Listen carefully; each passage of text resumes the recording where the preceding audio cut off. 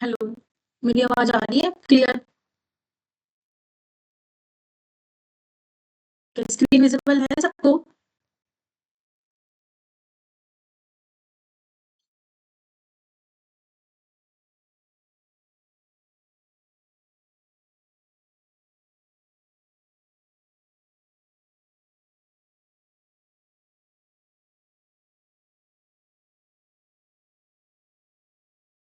क्या?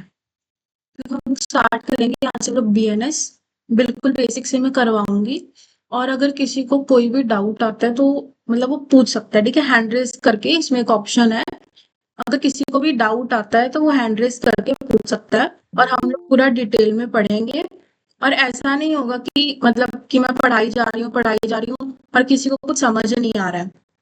अगर आपको कुछ समझ नहीं आएगा तो आप हैंड रेज़ करके पूछ सकते हो, ठीक है? और हाँ, और एक और चीज़ कि क्लास में कोई भी वो नहीं पूछेगा कि क्या प्राइस है क्लास का, ठीक है, कितने टाइम तक क्लास रहेगी, उसमें टाइम वेस्ट होता है। हम लोग सिर्फ स्टार्ट करते हैं अभी हम लोग पढ़ना। और हाँ, अगर आप लोगों को जैसे कहीं पे भी डाउट आ रहा है तो आप माइक ऑन करके भी पूछ सकते हो, मेरे को कोई प्रॉब्लम नहीं है, ठीक है?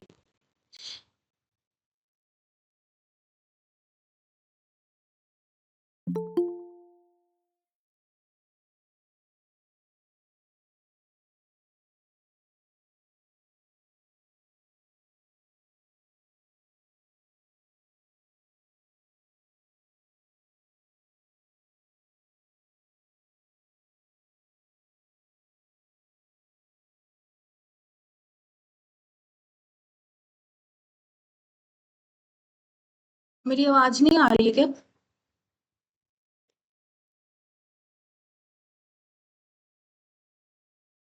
क्या मेरी आवाज़ नहीं आ रही है किसी को?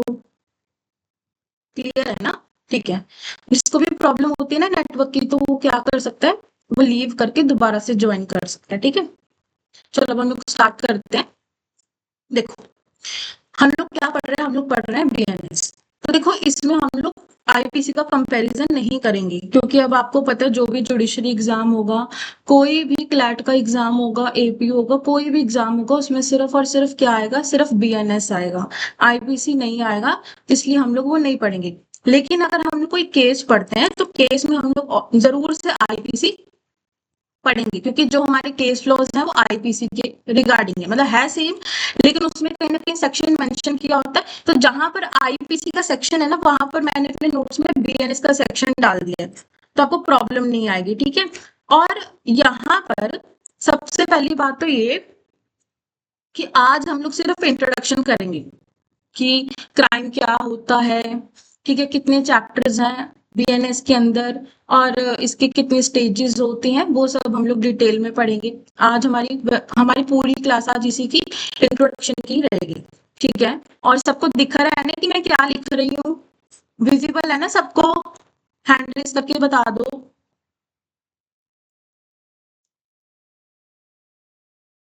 सबको विजिबल है ना मेरा पेन?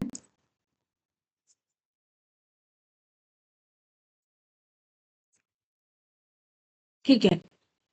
देखो, सबसे पहले क्या है? Act number. अब देखो ये जो स्टार्टिंग की जो 5 चीज़ें हैं ना ये आपको याद होनी चाहिए। देखो सबसे पहले क्या? एक्ट नंबर 45 ऑफ 2023, ठीक है? एक्ट नंबर क्या है इसका? 45 है। इनेक्टमेंट डेट क्या है इसकी? 25 दिसंबर 2023। 25 दिसंबर 2023। इन्फोर्समेंट डेट ये कब लागू हुआ? देखो इनेक्टमेंट का मतलब होता है कब बीएनएस बन चुका, कब बीएनएस कंप्लीटली बन गया था? वो बना था 25 दिसंबर 2023 को। और इन्फोर्स की कब उसे क्या किया गया? इन्फोर्स किया गया। कब उसे लागू किया गया? 1 जुलाई 2024 को उसे इन्फोर्समेंट में लेके आए, मतलब कि 1 जुलाई से हमारा बीएनएस अप्लाई हो गया था। और उससे पहले ये सिर्फ ये क्या बनने की तारीख है कि इस तारीख को क्या है हमारा बीएनएस बन चुका था लेकिन अप्लाई नहीं हुआ। अप्लाई कब हुआ था? 1 जुलाई 2024। अब अभी क्वेश्चन कई बार पूछा जाता है कि ये जो बीएनएस है क्या ये बीएनएस सब्सटैंटिव लॉ है या फिर प्रोसीजरल लॉ है? ठीक है। तो देखो सब्सटैंटिव लॉ क्या होता है, सब्सटैंटिव लॉ वो लॉ होता है जिसके अंदर राइट्स और लाइबिलिटीज के बारे में बताया जाता है। सही है ना। हमारे बीएनएस के अंदर हम लोग क्या पढ़ रहे हैं, हम लोग पढ़ रहे हैं कि क्या क्या राइट्स और लाइबिलिटीज हैं, और अगर आप थेफ्ट करते हो तो उसकी क्या पनिशमेंट है, यही हम लोग इसमें बीएनएस में पढ़ेंगे। लेकिन बीएनएस के अंदर ये नहीं बताया गया कि अगर कोई चोरी करता है तो उसे सम्मन कैसे भेजेंगे, उसे अपीयर कैसे होना है कोर्ट में, कौन सा एफिडेविट लगेगा, कौन सा डॉक्यूमेंट लगेगा, वो यहाँ पर नहीं लिखा होता। तो मतलब कि वो क्या है, प्रोसीजर। जब भी हम लोग कोर्ट में जाते हैं तो कोर्ट में हमारा प्रोसीजर काम आता है। ठीक है, और ये प्रोसीजर कहाँ लिखा गया है, ये प्रोसीजर लिखा गया है बीएनएसएस के अंदर। ठीक है, देखो ये क्रिमिनल के बारे में बात करता है, सीपीसी सिविल है, बीएनएस हमारे क्रिमिनल लॉ है, और जो बीएनएसएस है वो क्रिमिनल की प्रोसीडिंग्स के बारे में, क्रिमिनल की क्या क्या प्रोसीजर रहेगा कोर्ट में उसके बारे में बात करता है। तो क्या बोलते हैं कि ये एक सब्सटैंटिव लॉ है। बिल्कुल क्लियर हो गया कि भाई बीएनएस सब्सटैंटिव लॉ है, और इसका जो प्रोसीजर है वो कहाँ लिखा गया है, इसका प्रोसीजर बीएनएसएस के अंदर लिखा गया है। बहुत आसान है। प्रोसीजर का मतलब समझते हो ना, कि जब आप कोर्ट में जाते हो, कोई सम्मन लगाना है, किसी को भेजना है, कोई डॉक्यूमेंट लगाना है, एफिडेविट चाहिए, सिग्नेचर चाहिए, कुछ भी चाहिए, तो वहां पर वो प्रोसीजर होता है कोर्ट में। लेकिन अभी हम लोग क्या पढ़ रहे हैं, अभी हम लोग थ्योरी पढ़ रहे हैं, और हमारे बीएनएस के अंदर क्या लिखा गया, राइट्स, लाइबिलिटीज और पनिशमेंट्स लिखी गई। तो हमारा बीएनएस क्या है, एक सब्सटैंटिव लॉ। तो ये एक क्वेश्चन आपका बिल्कुल रेडी हो गया, ये एक सब्सटैंटिव लॉ है। कोई भी ऑप्शन आए substantive plus procedure, procedure substantive, आपको सिर्फ सब्सटैंटिव लॉ पर ही टिक करना है। बीएसए में थोड़ी कंफ्यूजन हो जाती है बीएसए लॉ में, लेकिन बीएनएस बिल्कुल क्लियर है कि ये सिर्फ राइट्स और लाइबिलिटीज के बारे में ही बात करता है। उसके बाद ये आपको याद रखना है कि सेक्शन इसके अंदर कितने हैं, 358 सेक्शंस हैं और 20 चैप्टर्स हैं। ठीक है, अब इतने ज्यादा सेक्शंस हैं लेकिन काफी मतलब इतने लेंथी नहीं है। इसमें मेनली क्या होता है कि सबसे पहले जब भी हम कोई भी हम लोग इसमें क्या पढ़ते हैं, जैसे थेफ्ट पढ़ते हैं, ठीक है, मर्डर पढ़ते हैं, कल्पेबल होमिसाइड पढ़ते हैं, तो इसमें आपको डेफिनेशन याद करनी होगी, प्लस उसकी कितनी पनिशमेंट है वो याद करना होगा। बीएनएस सिर्फ यही है, पहले डेफिनेशन याद करनी और पनिशमेंट। अब देखो काफी स्टूडेंट्स ऐसा पूछते हैं कि भाई ये जो पनिशमेंट है ये कैसे याद होगी। देखो याद नहीं करना है, आप जितना रिवीजन करोगे आपको वो पनिशमेंट उतनी याद होती रहेगी। क्लियर है, यहाँ तक ये जहां तक अभी मैंने पढ़ा है यहाँ तक क्लियर है, तो हैंड रेज करके बता दो।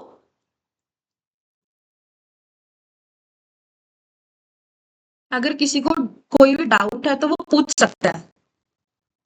ठीक है, देखो बहुत सिंपल, अभी मैंने बिल्कुल इंट्रोडक्शन कराया। अगर आपको इंट्रोडक्शन नहीं पता होगा कि कितने चैप्टर्स हैं, कितने सेक्शंस हैं, प्रोसीजर है या सब्सटैंटिव है, तो वो हम लोग नहीं कर पाएंगे। ठीक है, उसके बाद देखो, उसके बाद क्या बात करता, अब ये बात करता है क्राइम। अब ध्यान से याद कर लेना, देखो क्राइम की डेफिनेशन कहीं ना कहीं पूछी जाती है, कोई भी एग्जाम दोगे ये पूछी ही जाती है कि क्राइम क्या है। लेकिन अगर आपको मान लो, अगर आपको किसी स्कॉलर की डेफिनेशन नहीं आती, किसी स्कॉलर की डेफिनेशन नहीं आती है, तो आप सिंपल डेफिनेशन लिख दो, आपका काम चल जाएगा। क्योंकि देखो किसी भी एग्जाम में ऐसा थोड़ी पूछेंगे कि बताओ भाई बेंथम ने क्या डेफिनेशन दी, ऐसा नहीं होता है। सिंपल डेफिनेशन पूछी जाती है क्राइम की, लेकिन मैंने जनरल नॉलेज के लिए मैंने अपने नोट्स में ये डाली है क्राइम की डेफिनेशंस। तो क्या बोलते हैं, अब इतने ये तो हमें समझ आया कि इतने सेक्शंस और इतने चैप्टर्स। ठीक है, फिर क्राइम क्या है, बेसिकली देखो एक होता है एक्ट, ध्यान से समझेंगे, एक होता है एक्ट और एक होता है ऑफेंस। अब यहाँ पर एक्ट का मतलब क्या है, अब मैं आपको पढ़ा रही हूँ, ये भी एक एक्ट है। ठीक है, अब मैं खाना खा रही हूँ, ठीक है, अब मैंने किसी को अपनी बुक सेल कर दी, ये सब एक्ट है। लेकिन ये ऑफेंस कब बनता है, ये एक्ट से ऑफेंस कब तक बनेगा, जब वो अनलॉफुल होगा। समझ आ रहा है, ये एक्ट से ऑफेंस तब बनेगा जब ये अनलॉफुल होगा। समझ आ रही है, और वो अनलॉफुल किसने बनाया है, वो अनलॉफुल बनाया है हमारे लॉ ने, हमारी स्टेट ने, हमारी सरकार ने। ठीक है, तो यहाँ पर क्या है, एक्ट और ऑफेंस का डिफरेंस आपको पता होना चाहिए सबसे पहले। जब हम क्राइम की बात करते हैं तो एक होता है एक्ट और एक होता है ऑफेंस। देखो अब मैं किसी से क्वेश्चन पूछूंगी, वरना कोई भी आंसर कर देना। देखो अभी एक एप्पल है, अब मैंने किसी का एप्पल चोरी करके खा लिया, क्या मेरे को जेल हो जाएगी? बताओ, बताओ क्या ये ऑफेंस होगा या नहीं होगा? नो, ठीक है, नहीं होगा। क्यों नहीं होगा? क्योंकि भाई ऐसा हमारे लॉ में कहीं लिखा ही नहीं है कि अगर किसी ने किसी का एप्पल चोरी करके खा लिया तो उसे 2 साल की पनिशमेंट होगी। ऐसा नहीं होता है। अब मान लो कि मैंने किसी का लड्डू चोरी करके खा लिया, ठीक है, मैंने किसी का पिज्जा चोरी करके खा लिया, तो ऐसा नहीं होता है। हम उसे पनिशमेंट नहीं दे सकते, ठीक है, ये सिर्फ एक एक्ट है। हाँ बिल्कुल सही, ये सिर्फ एक एक्ट है, ठीक है, ऐसा नहीं है। अब चोरी क्या होती है? चोरी होती है जब आप किसी के, मान लो 2 लाख रुपए आपने चोरी कर लिए धोखे से, फ्रॉड से, तो वो एक ऑफेंस है। वो हमारे लॉ में लिखा गया कि अगर आप कोई अनलॉफुल तरीके से कोई एक्ट करोगे, अनलॉफुल तरीके से कोई एक्ट करोगे जो हमारे लॉ में भी लिखा गया है, तो वो हमारा क्राइम हो जाएगा। देखो बेंथम ने क्या कहा, ऑफेंसेस, ये सिर्फ आपको याद करना है, ये समझने लायक नहीं है। Offences are whatever the legislature has prohibited, simple. क्या बोला? लेजिस्लेचर, लेजिस्लेचर क्या होता है? जो हमारा लॉ बनाता है, जैसे पार्लियामेंट। कहते हैं कि लेजिस्लेचर ने जिसे प्रोहिबिट किया गया है वो हमारा क्राइम है, हम वो काम नहीं कर सकते जो हमारे लेजिस्लेचर ने हमें मना किया। दूसरा, दूसरा क्या बोलते कि, एक सेकेंड,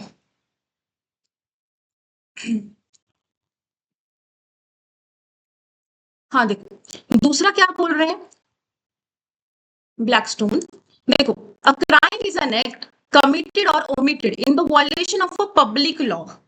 क्या लिखा है? बहुत आसान, कि जो क्राइम क्या है, क्राइम एक ऐसा एक्ट है जिसे आप कमिट करते हो या फिर ओमिट करते हो, ठीक है, या फिर आप, मतलब आप लॉ की बात नहीं मान रहे हो, ओमिट करते हो, वायलेशन करते हो, किसका? पब्लिक लॉ का, ठीक है। और जिसे क्या किया गया है? फॉरबिड, फॉरबिड का मतलब होता है मना किया हुआ, मना किया हुआ। देखो मेरे को हिंदी ज्यादा नहीं आती है, अगर मैं गलत लिखूं तो समझ लेना, ठीक है। क्या है? फॉरबिड किया गया। तो ये दो डेफिनेशंस बिल्कुल क्लियर। अब इसमें अगर किसी को डाउट है तो वो हैंड रेज करके पूछ सकता है।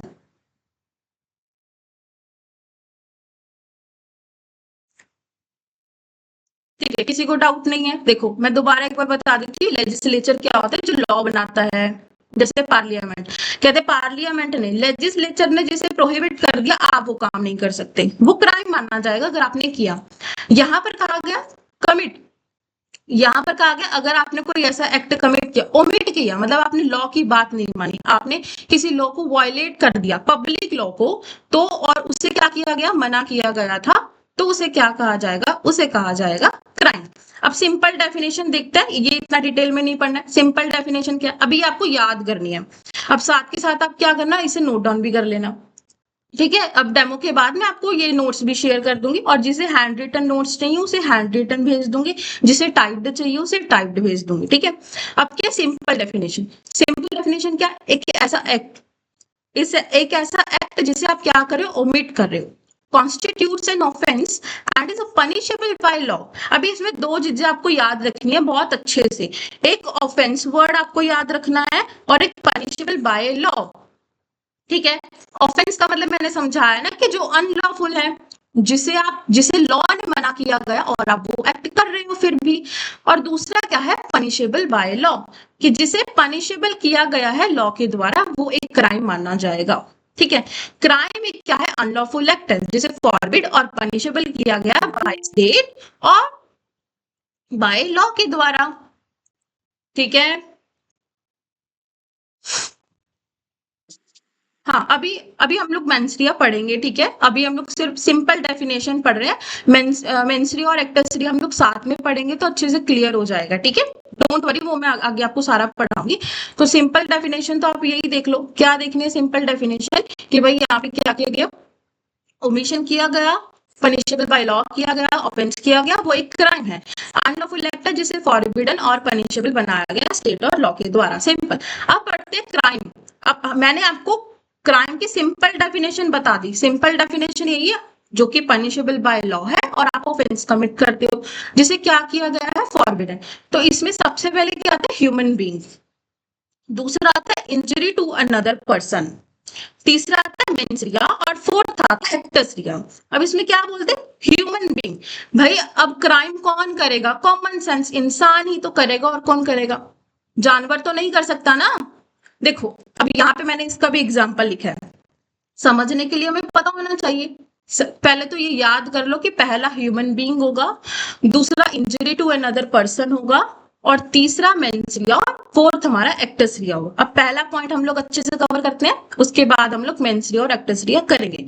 तो ये डेफिनेशन आपको पता होनी चाहिए कि जेंडर की डेफिनेशन सेक्शन 2 क्लॉज नंबर 10 में लिखी गई है, मैन की डेफिनेशन सेक्शन 2 क्लॉज नंबर 19 में लिखी गई है, और वुमेन की सेक्शन नंबर 235 में। अभी जब हम सेक्शन 2 पढ़ेंगे तो ये हम लोग तब याद कर लेंगे। कहते हैं कि ह्यूमन बीइंग कहीं पर भी एक्सप्लेन नहीं किया गया, कहीं पर भी डिफाइन नहीं किया गया, लेकिन कहते हैं जेंडर, मैन और वुमेन को एक्सप्लेन किया गया है काफी अच्छे से। कहते हैं ह्यूमन बीइंग मतलब इंसान must commit a wrongful act to fulfil the first element of a crime.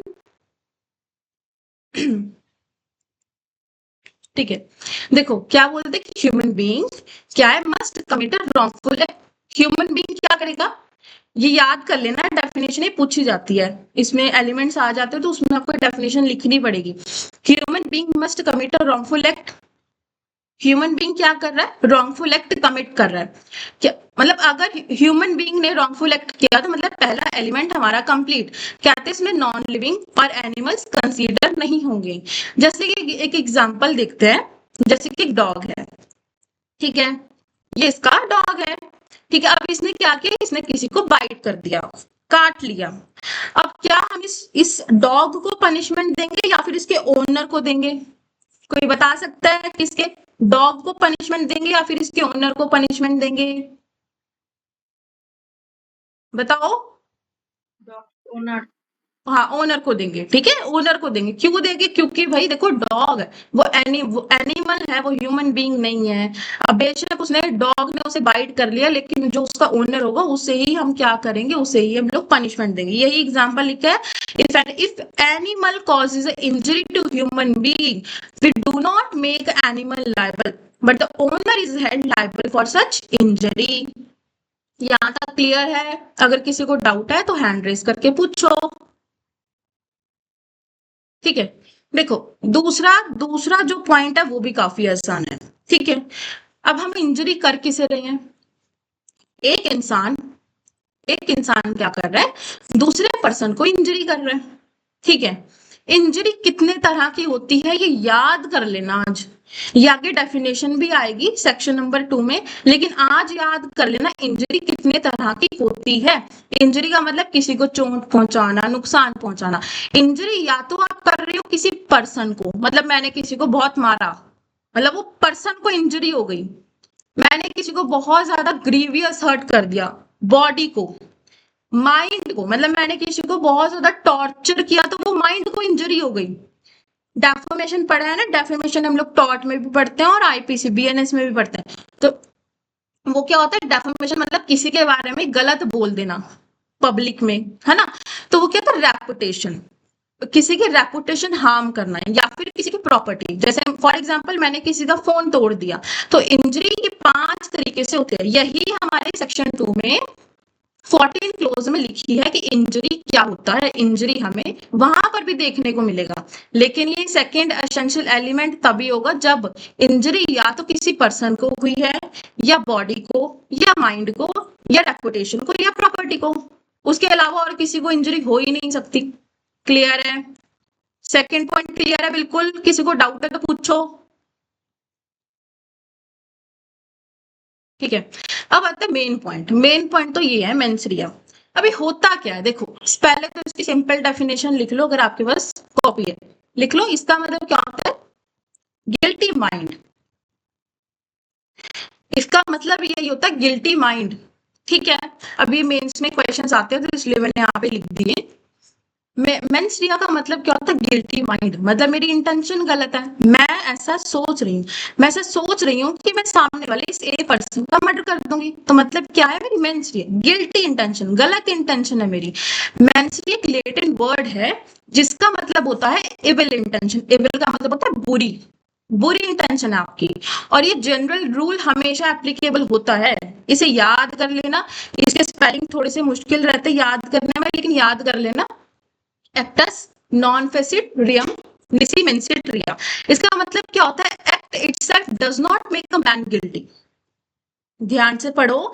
जो एक्ट है अपने आप में वो क्या नहीं होगा, वो क्राइम नहीं होगा। It does not make a man guilty. अब मैंने कोई एक्ट कर दिया, देखो मैं एग्जांपल देती हूँ, जैसे एक्सीडेंट, एक्सीडेंट हो जाना, ठीक है। अब गलती से जो हमारी गाड़ी है वो ठुक गई, मैंने इंटेंशनली तो नहीं किया, ठीक है, लेकिन क्या हुआ, कहीं ना कहीं एक्ट तो हुआ है। एक्ट तो हुआ है ना, तो कहते हैं कि act itself does not make a man guilty. सिर्फ एक्ट क्या नहीं कर देता, किसी इंसान को गिल्टी नहीं कर देता जब तक उसकी इंटेंशन गलत नहीं होगी। क्लियर है? ये इसका मतलब समझ आया? लीगल मैक्सिम का मतलब समझ आया आपको? इसका मतलब यही है कि जो एक्ट होता है वो अपने आप में क्या नहीं होता, वो गलत इंटेंशन मैन को गिल्टी नहीं बनाएगा जब तक उसकी इंटेंशन गलत नहीं होगी। और क्राइम डिपेंड करता है मेंटल कंडीशन पर भी। तो अगर आपके पास, चाहे आप सेमेस्टर एग्जाम में पढ़ रहे हो, सेमेस्टर एग्जाम देना है, चाहे कोई भी एग्जाम देना, तो अब वहां पे अगर मेंसरिया पूछ लिया गया ना 3 नंबर में, तो आप एज इट इज जैसे ही लिख कर आओगे, और जो जो मैं केस लॉज बताऊंगी वो आपको मेंसरिया के साथ पढ़ना है, ठीक है।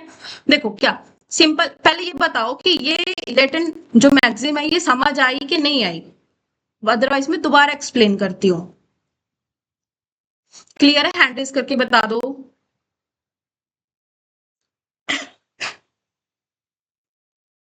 ठीक है, देखो हाँ देखो, अब सिंपल याद रखना कि ये मेंटल कंडीशन पर डिपेंड करता है, और if it is done without the knowledge और intention it could be an accident और मिसफॉर्चून। क्या लिखा है?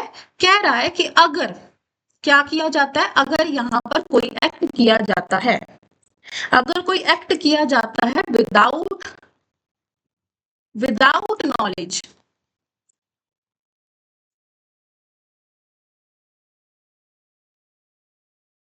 ठीक है, अगर क्या किया जाता है, कोई एक्ट किया जाता है विदाउट नॉलेज, तो वो या तो वो एक्सीडेंट होगा या मिसफॉर्चून होगा, उसके अलावा और कुछ नहीं होगा। जैसे मैंने एक्सीडेंट का एग्जांपल दिया था, तो वहां पर हमारी इंटेंशन नहीं होती है, बिल्कुल भी हमारी इंटेंशन वहां नहीं होती है, गलत इंटेंशन नहीं होती है। लेकिन कई कई बार हो भी सकती है, जैसे हम लोग उसमें टीवी वगैरह मूवीज में देखते हैं कि किसी ने वो सुपारी दे दी कि जाके ट्रक से ठोक दे, तो वहां पर मेंसरिया आएगा। लेकिन अदरवाइज अगर कोई एक्सीडेंट हो जाता है अचानक से, तो वहां पर मेंसरिया नहीं आएगा। तो एक आपको इसकी ये डेफिनेशन आपको याद रखनी है, ये आपको जो लीगल मैक्सिम है ये आपको पता होनी चाहिए एग्जाम के लिए। मेंसरिया जो क्राइम है वो डिपेंड करता है मेंटल कंडीशन पर, और it done without the knowledge और इंटेंशन। अगर ये बिना किसी नॉलेज और इंटेंशन के किया जाता है तो वो एक्सीडेंट और मिसफॉर्चून माना जाएगा। अब आते हैं केस पे, ये तो सिंपल डेफिनेशन हम लोग पढ़ चुके। अब इसके साथ कौन कौन सा केस आप लिखोगे? सबसे पहले आप लिखोगे आर वर्सेस प्रिंस का केस। ये केस है 1875 का, बहुत इंपॉर्टेंट केस है, इससे काफी ज्यादा एमसीक्यूज भी आते हैं, और काफी ज्यादा मेंसरिया अगर जहां पर आ जाता है वहां पे ये केस लॉ आपको लिखना पड़ेगा। इसमें क्या हुआ था कि एक लड़का था, 18+ था वो, उसने क्या किया, वो किसी लड़की के साथ, वो किसी लड़की को लेके चला गया अपने साथ। उस लड़की ने इसे दिखाया कि मैं 18 साल की हूँ, और वो लड़की 16 साल की थी। मतलब इस लड़की ने ही इस लड़के को झूठ बोला, लड़के की कोई भी गलती नहीं थी। यहाँ पर क्या होता है कि इसके घर वाले केस वगैरह करते हैं लड़के के ऊपर कि भाई हमारी लड़की को ले गया, और वो तो 16 साल की थी, 18 साल की नहीं थी। तो वो लड़का बोलता है कि भाई मुझे तो इसने बोला कि तू 18 साल की है, मेरी तो कोई गलती नहीं है। तो क्या लिखा है यहाँ पे? हेनरी प्रिंस वॉज प्रोसिक्यूटेड, इस लड़के का नाम क्या था? Henry Prince was prosecuted for the abducting a girl. आपको पता होगा अगर आपने थोड़ा बहुत भी आईपीसी बीएनएस पढ़ा है, एक होता है किडनैपिंग, एक होता है एबडक्शन करना। तो यहाँ पे एबडक्शन क्या माइनर के लिए यूज किया गया, क्योंकि वो छोटी थी, 16 साल की थी। तो उस लड़की को क्या कहा गया कि भाई ये तो इस लड़की को उठा के ले गया, चोरी करके, मतलब किडनैप करके ले गया 16 साल की लड़की को, और वो लड़का 18 साल का था। एंड उसने ऐसा बिलीव दिलाया, क्या दिलाया? ऐसा बिलीव दिलाया कि वो 18 साल की है। तो कोर्ट ने सबसे पहले तो ऐसा किया, इस लड़के के हक में जजमेंट दे दिया था कि भाई इस लड़के की कोई भी गलती नहीं है, आप क्या करो इस लड़के को छोड़ दो। लेकिन उसके बाद एक जस्टिस थे, मुझे उनका नाम याद नहीं है, उन्होंने क्या किया, ये काफी इंपॉर्टेंट पॉइंट है, उन्होंने क्या किया यहाँ पे मतलब बताया। किसका मतलब? मैलम प्रोहिबिशियम का और मैलम इनसे का। अब इसका मतलब क्या होता है? कहते कि हालांकि उसकी कोई गलती नहीं थी, हमें पता है उसकी गलती नहीं है, वो इंटेंशनली उस लड़की को किडनैप करके नहीं लेके गया, लेकिन क्या माना जाएगा? उसकी गलती होगी क्योंकि वो 18 साल से छोटी थी। क्या लिखा है? मैं इसकी डेफिनेशन आपको एक बार पढ़ाती हूँ, देखो। हाँ देखो, ये नाम याद रखना, ये एमसीक्यू पूछा जाता है हमेशा, इसलिए हाईलाइट किया हुआ है। मैलम प्रोहिबिशियम, इसका मतलब क्या? Held that there can be no conviction in the absence of mens rea. कहते यहां पर अगर मेंसरिया एब्सेंस है तो कन्विक्शन नहीं होगा। मैलम इनसे का मतलब क्या है? मैलम इनसे का मतलब है कि यहाँ पर कन्विक्शन होगा। कन्विक्शन का मतलब समझ सकते हो कि उसे जेल में डाला जाएगा, उसे पनिशमेंट मिलेगी, बेशक अगर मेंसरिया क्या है? एब्सेंट। अब मैंने क्या बताया था? मैंने बोला था कि क्राइम करने के लिए एक एसेंशियल एलिमेंट है मेंसरिया, मेंसरिया होना चाहिए, अदरवाइज क्राइम नहीं माना जाएगा। लेकिन यहाँ पे कहा गया कि अगर मेंसरिया एब्सेंट है, आपकी इंटेंशन गलत नहीं है, आपको फिर भी कन्विक्ट किया जाएगा, फिर भी आपको जेल में डाला जाएगा। क्यों? रीजन क्या है इसका? क्योंकि हमारे लॉ के अंदर लिखा गया है, क्योंकि माइनर को चाहे उसकी, आपने पढ़ा है ना, उसकी कंसेंट हो ना हो, अगर आप कुछ भी करते हो तो उसी इंसान की गलती, तो इसलिए कहा गया कि इसे क्या किया जाएगा? इस लड़की को कन्विक्ट किया जाएगा। क्लियर है? अब इसमें डिफरेंस आपको पता लग गया? अब कोई डाउट है तो आप पूछ सकते हो इसमें। कोई डाउट नहीं है? अरे पूछ लो, शर्माने वाली कोई बात नहीं है। अगर कोई डाउट आ रहा है दिमाग में, कुछ भी आ रहा है ना, तो आप पूछ लो, ठीक है?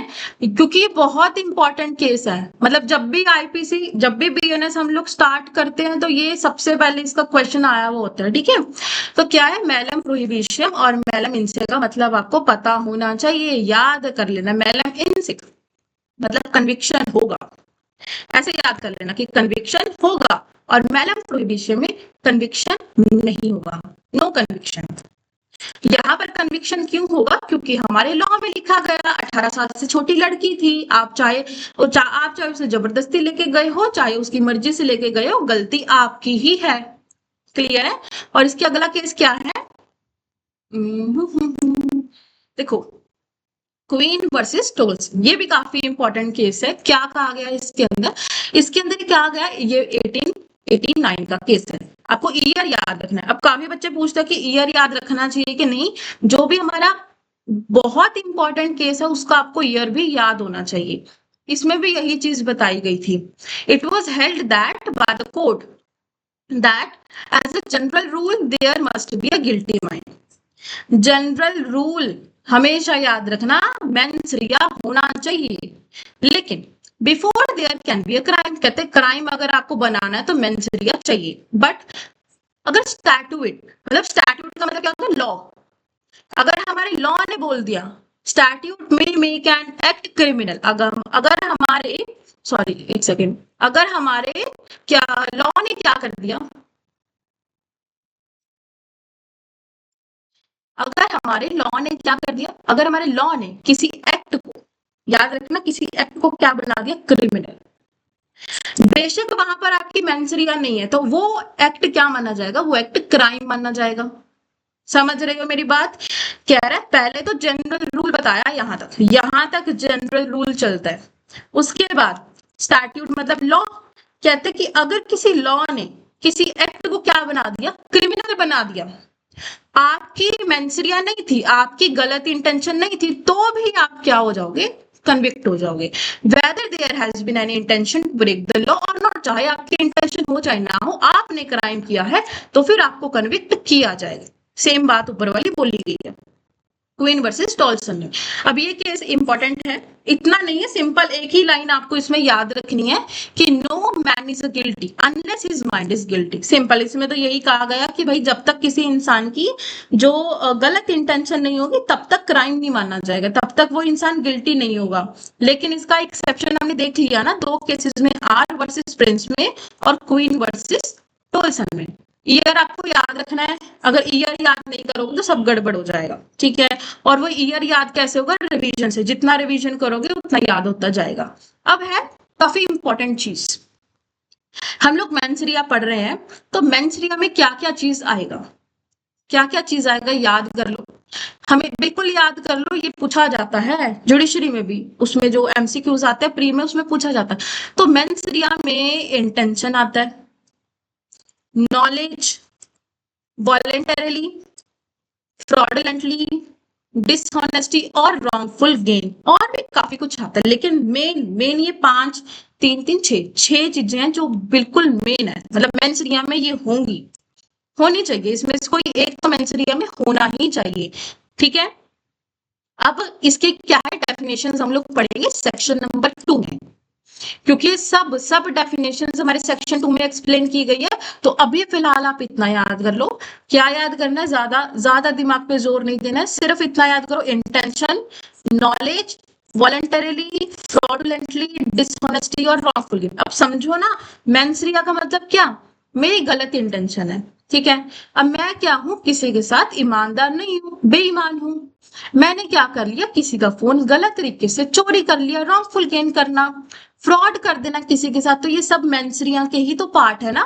मेंसरिया मतलब एक बड़ी फॉर्म, मेंसरिया क्या है, एक बड़ी चीज है, इसमें इस मेंसरिया में ये सब कवर होता है, इंटेंशन, नॉलेज, वॉलंटरीली, ये सारी चीजें, ठीक है। अब यहाँ तक अगर किसी को डाउट है तो पूछो, बताइए अगर किसी को डाउट है तो।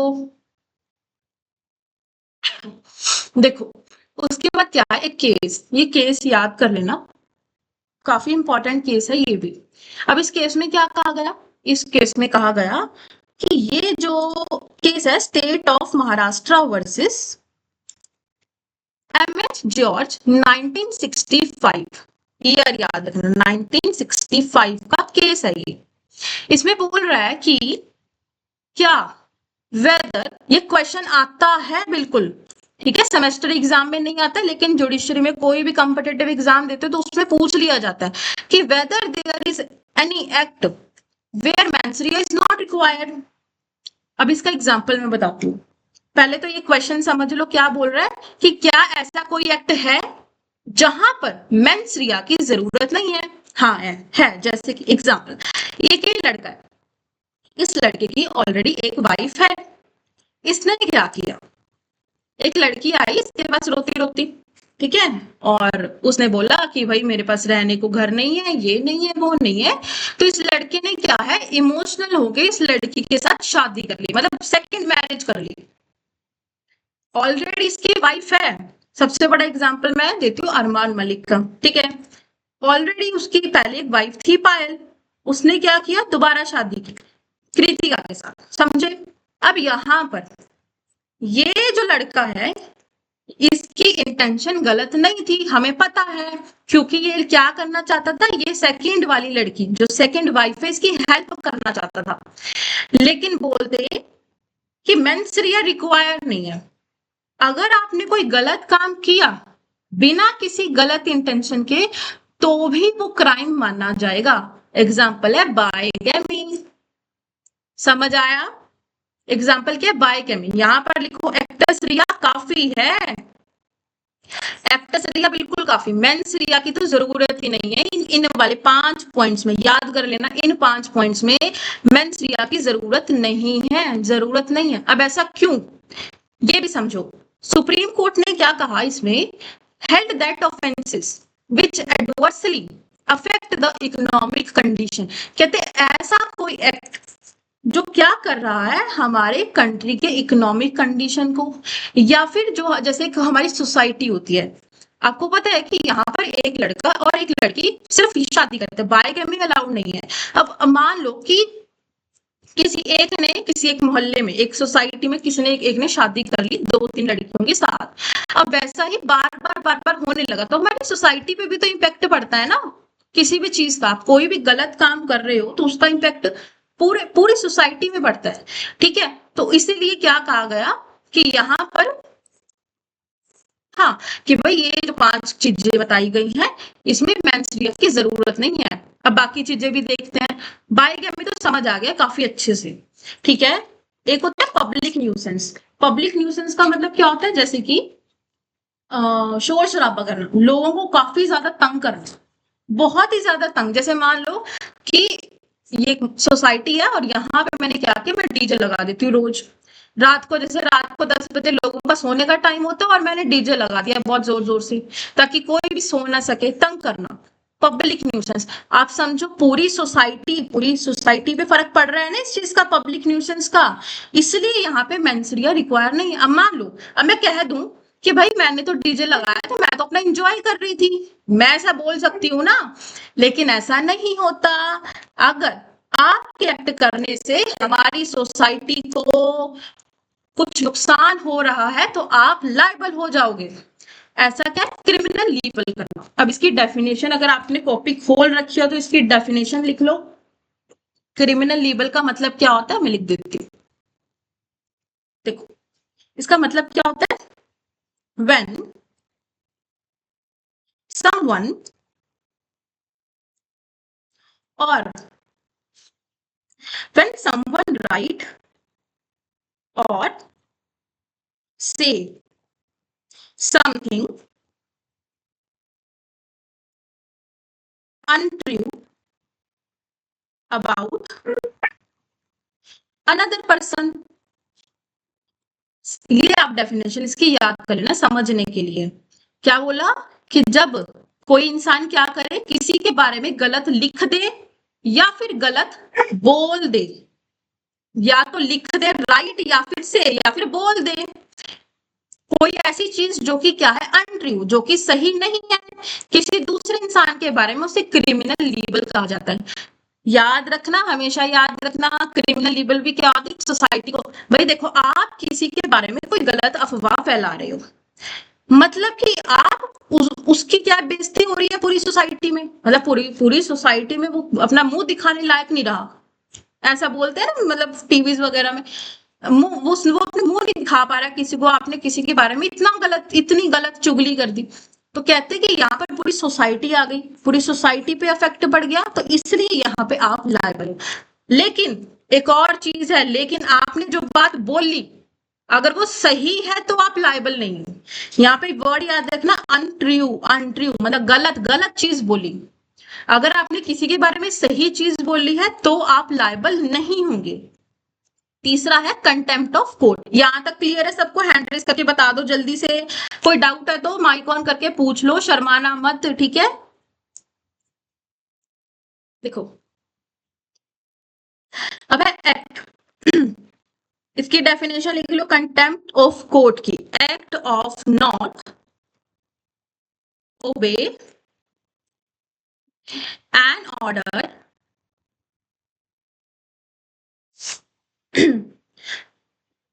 made by a court। हाँ देख, इसका क्या मतलब है कि कोर्ट ने आपको कोई ऑर्डर दिया और आप उसको मान नहीं रहे हो। कोर्ट ने कहा कि ए पर्सन को कहा कि आप बी पर्सन को 10,000 रुपए कंपनसेशन दो और आप नहीं दे रहे हो, मतलब आप कोर्ट की क्या कर रहे हो, डिसरिस्पेक्ट कर रहे हो, तो उसे बोलते हैं कंटेम्प्ट ऑफ कोर्ट करना। ये डेफिनेशन लिख लेना अगर आपने कॉपी खोल रखी है, act of not obeying the an order made by a court. और लास्ट बायोगेमी में पढ़ा चुकी हूँ, और लास्ट है किडनैपिंग। किडनैपिंग का मतलब समझते हो, जैसे आपने सुना होगा कि किसी सोसाइटी में बच्चे चोरी होने लग गए, मतलब बच्चों को उठा के लेके जाने लग गए, है ना, छोटे छोटे बच्चों को या फिर महिलाओं को। ऐसे क्राइम काफी काफी ज्यादा बढ़ जाते हैं जब कहीं होने लगता है, जैसे चोरियां अगर होने लगती है तो एक सोसाइटी में काफी ज्यादा चोरियां होने लगती है फिर 2-3 महीने तक, है ना। तो वो क्या करता है, वो हमारे पूरे सोसाइटी को अफेक्ट करता है। तो जो जो चीज सोसाइटी को अफेक्ट करेगी वहां पर मेंसरिया हमें जरूरी नहीं है, मेंसरिया होना वहां पे जरूरी नहीं है। क्लियर है यहां तक? एक और चीज आपको याद रखनी है इसके साथ। अभी हम लोग कल सेक्शन 1 से पढ़ेंगे ना, तो अगर आपकी ये चीज क्लियर होगी तो सेक्शन 1 सेक्शन 2 आगे जितने भी 300 सेक्शंस हैं आपको बहुत आसान लगेंगे। लेकिन एक कंसेप्ट आपका क्लियर होना चाहिए। अब देखो, हमने मेंस्ट्रुआ के बारे में पढ़ा कि मेंस्ट्रुआ कहाँ कहाँ जरूरी नहीं है, लेकिन अभी हम लोग रिवीजन भी करेंगे। तो अभी यहाँ पे बोलते हैं कि एक्टस-रिया कहाँ पर जरूरी नहीं है। अभी मैं पढ़ा चुकी कि मेंस-रिया जरूरी नहीं है, एक्टस-रिया कहाँ जरूरी नहीं है, क्रिमिनल कॉन्स्पिरेसी में, जो कि सेक्शन 61 के क्लॉज नंबर 1 में बताया गया। कॉन्स्पिरेसी का मतलब क्या होता है? साजिश करना। क्या है? साजिश करना, ठीक है। साजिश करना, जैसे कि 3-4 लोग मिलकर, इसमें क्या होने चाहिए? 2 या फिर 2 से ज्यादा लोग होने चाहिए क्रिमिनल कॉन्स्पिरेसी में, जो क्या कर रहे हैं, जो साजिश कर रहे हैं किसी का मर्डर करने का, कोई चोरी करने का, फ्रॉड करने का, कुछ भी करने का। तो वहां पर एक्टस रिया जरूरी नहीं है। तो वहां पर अगर क्रिमिनल कॉन्स्पिरेसी है 4 लोगों में, तो वो लायबल हो जाएंगे क्रिमिनल कॉन्स्पिरेसी के लिए। बेशक अभी उन्होंने सिर्फ प्लान बनाया, अभी उन्होंने सिर्फ प्लान बनाया कि हम क्या करेंगे, इस राहुल को डराएंगे, धमकाएंगे और फिर क्या करेंगे, इसे मार देंगे। अब इन्होंने क्या किया? अभी कोई एक्ट नहीं किया, अभी सिर्फ प्लान बनाया और इनके प्लान के बारे में किसी को पता लग गया, तो क्रिमिनल कॉन्स्पिरेसी भी क्या होगी? लायबल होगी अंडर सेक्शन 61। याद कर लेना, और इसकी पनिशमेंट भी 61 के अंदर ही लिखी गई है। क्लियर है? ये एक्सेप्शन कभी कभार पूछ लिए जाते हैं, तो आपको पता होना चाहिए। अब आता है एक्टस-रिया। अब इतना कुछ हम लोग पढ़ चुके हैं, तो इतना अभी ये मुश्किल नहीं लगेगा। मेंस-रिया हम लोग पढ़ चुके। अब एक्टस-रिया क्या होता है? एक्ट। एक्ट जहां पर क्या है? Acts, ACT, act. एक्ट आ गया मतलब आपका काम। आप क्या काम कर रहे हो? आपने क्या एक्ट किया? आपने चोरी कर ली, आपने किसी को मार दिया, आपने किसी के साथ फ्रॉड कर लिया, आपने किसी को झूठ बोला, व्हाटएवर, कुछ भी करना, एक्ट। कहते हैं कि आपकी इंटेंशन गलत होनी चाहिए, ये बात हम समझ गए। कहाँ नहीं होनी चाहिए वो भी हम समझ गए। लेकिन एक्ट का मतलब क्या होता है? एक्ट का मतलब होता है फिजिकल रिजल्ट। मैंने सोच लिया कि भाई मैं राहुल का मर्डर कर दूंगी अगले हफ्ते। मैंने सोच लिया। क्या सोचने से कुछ हो गया? नहीं। और हाँ, याद रखना, क्रिमिनल कॉन्स्पिरेसी में 2 या 2 से ज्यादा लोग चाहिए। मैं अकेली सोच रही हूँ तो ये क्रिमिनल कॉन्स्पिरेसी नहीं है। मैं अकेली सोच रही हूँ और मैं सोच रही हूँ कि मैं राहुल का मर्डर करूंगी अगले हफ्ते। जब मैं मर्डर करूंगी, जब मैं उसे कमिट करूंगी, तो एक्टस-रिया होगा, अदरवाइज सिर्फ मेंस-रिया होगा। और मैंने क्या बताया कि क्राइम का एसेंशियल एलिमेंट होने के लिए, कंप्लीट क्राइम होने के लिए, तो एक्टस-रिया भी चाहिए। अगर मैंने एक्ट नहीं किया तो वो क्राइम नहीं होगा, ठीक है। मतलब वो कुछ और हो सकता है लेकिन क्राइम नहीं होगा, क्योंकि उसके लिए एक्टस-रिया भी चाहिए और मेंस-रिया भी चाहिए। देखो, एक्सेप्शंस हम ऑलरेडी पढ़ चुके हैं, तो ज्यादा कंफ्यूज मत होना। और अगर कुछ भी दिमाग में आ रहा है ना, कोई भी क्वेश्चन, तो आप पूछ लो। तो देखो, इसका मतलब क्या? Physical result of human conduct और consequences of, sorry, of a human conduct which is a prohibited by law. अब ये वर्ड्स आपको याद रखने एज इट इज। क्या है? Actus reus is a Latin term which means a physical result of a human conduct, जो कि क्या है? जो कि रिजल्ट है ह्यूमन कंडक्ट का। आप कोई एक्ट कर रहे हो तो फिजिकल एक्टिविटी आप कुछ कर रहे हो, ऐसा काम कर रहे हो जो कि क्या है? जो कि प्रोहिबिटेड बाय लॉ है। हमेशा याद रखना, प्रोहिबिटेड बाय लॉ। हमने हर पॉइंट में पढ़ा कि वो क्या होना चाहिए? प्रोहिबिटेड बाय लॉ होना चाहिए। होमिसाइड, होमिसाइड का मतलब क्या होता है? किसी को मारना। लिख लो, अगर नहीं भी पता हो तो लिख लो। होमिसाइड का मतलब क्या होता है? किसी को मारना, किल करना। जैसे हम लोग पढ़ते हैं ना, कल्पेबल होमिसाइड, 99 और 100 में मर्डर, तो वो एग्जाम्पल दिया हुआ, एग्जाम्पल एक्टस-रिया का एग्जाम्पल। कहते इविल इंटेंशन इनफ नहीं है क्राइम के लिए जब तक एक्टस-रिया नहीं होगा। बिल्कुल ऐसा कि क्या नहीं होगा? इविल इंटेंशन अपने आप में इनफ नहीं है जब तक क्या नहीं होगा? जब तक आपका इंटेंशन नहीं होगा। सॉरी, इंटेंशन तो होगा एक्टस-रिया, अगर नहीं होगा, ठीक है। अब यहाँ तक अगर किसी को डाउट है, जितना भी पढ़ाया, कोई भी डाउट आ रहा है, अब क्लास के रिगार्डिंग भी कोई डाउट आ रहा है, तो आप पूछ लो। फिर हम लोग आगे स्टार्ट करते हैं। 10 मिनट हम लोग ये स्टेजेस पढ़ेंगे तो अच्छे से हो जाएगा फिर हमारी आज की क्लास।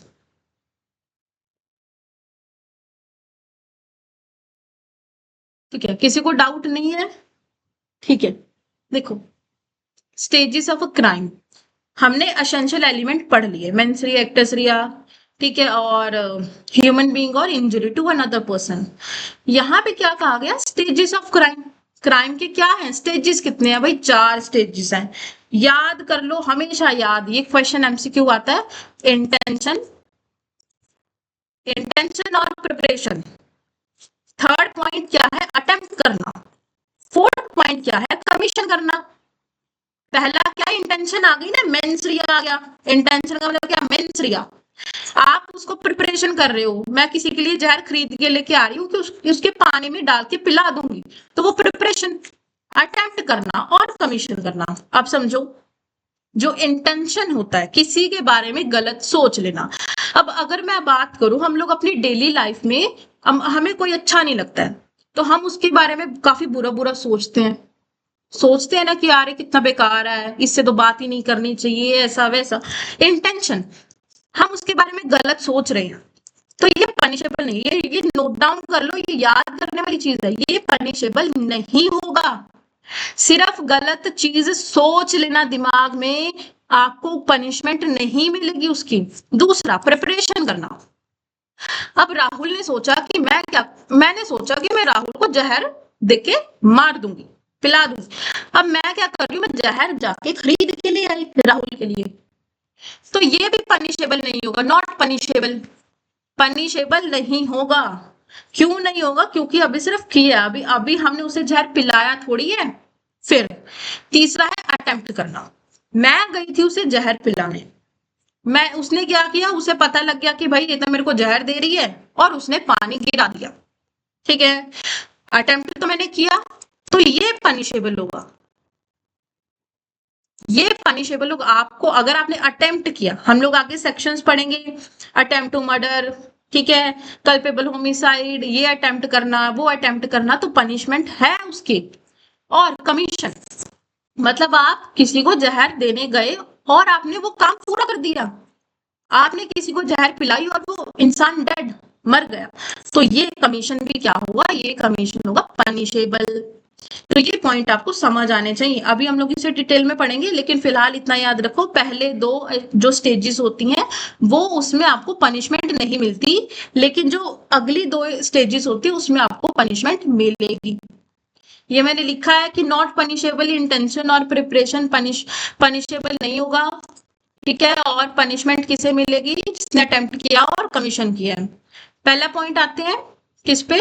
इंटेंशन पे, जो कि हम लोग ऑलरेडी पढ़ चुके हैं। इंटेंशन, इंटेंशन का मतलब क्या होता है? मेंसरिया भाई, अगर मेंसरिया नहीं होगा तो कुछ भी नहीं माना जाएगा। Intention is the first and the initial stage of the commission crime commit करने का पहला स्टेज है, लेकिन एक्सेप्शन हम ऑलरेडी पढ़ चुके ना, क्रिमिनल कॉन्स्पिरेसी, तो अब मुश्किल नहीं लगेगा भाई। जहां पर मेंसरिया ही सिर्फ, ठीक है भाई, सिर्फ आपका सोच लेना, गलत सोच लेना पनिशेबल कहां होगा? क्रिमिनल कॉन्स्पिरेसी सेक्शन 61 में, ठीक है। प्रिपरेशन करना, प्रिपरेशन क्या करना? आप किसी के लिए जहर खरीद के लेके आ रहे हो, आप किसी का मर्डर करना चाहते हो, तो आप नाइफ चाकू खरीद के लेके आ रहे हो, तो ये भी पनिशेबल नहीं है, सिंपल। एक्सेप्शंस क्या है? अगर आप सरकार के खिलाफ, अगर आप गवर्नमेंट के खिलाफ वॉर करते या फिर उसका प्रिपरेशन करते हो, जैसे 4-5 लोग मिलके क्या बोलते हैं, भाई हम तो सरकार के खिलाफ क्या करेंगे? वॉर करेंगे, और वो उसकी तैयारी कर रहे हैं, गन खरीद के लेके आ रहे हैं, ठीक है, और जैसे कि बड़े बड़े बॉम्ब्स होते हैं, गन वगैरह हो गए, तो वो सब खरीद के लेके आ रहे हैं, डकैती करना, वो भी क्या हो जाएगा? लेकिन वो क्या होगा? पनिशेबल होगा। अब देखो, इसमें ऐसा थोड़ी पूछेंगे कि भाई प्रिपरेशन बताओ क्या होता है, एमसीक्यूज में ऐसा नहीं पूछते।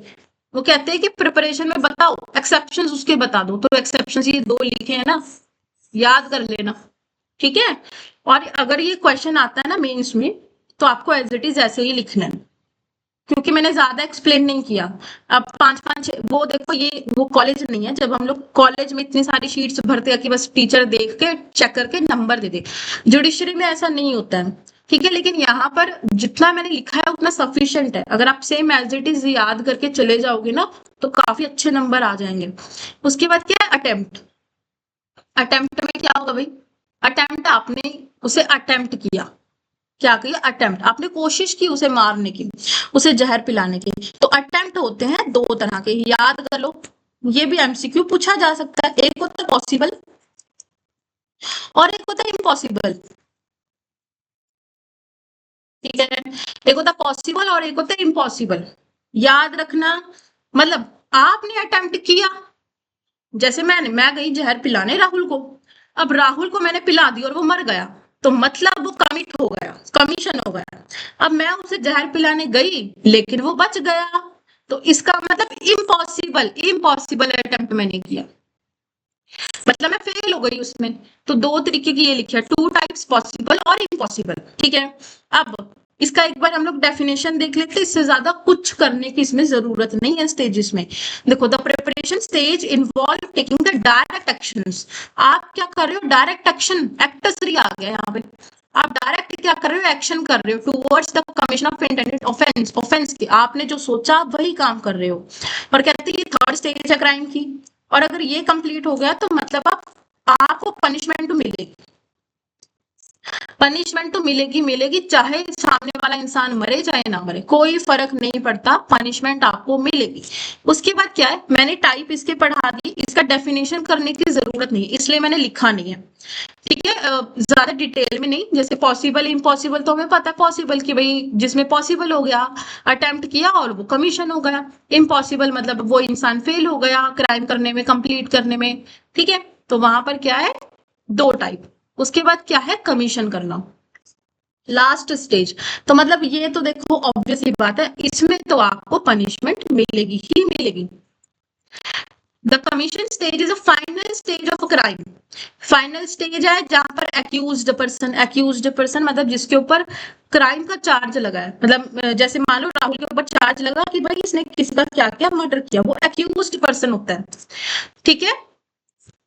और सक्सेसफुली कंप्लीट हो जाए वो ऑफेंस, वो जो ऑफेंस है वो क्या हो गया, कंप्लीट हो गया।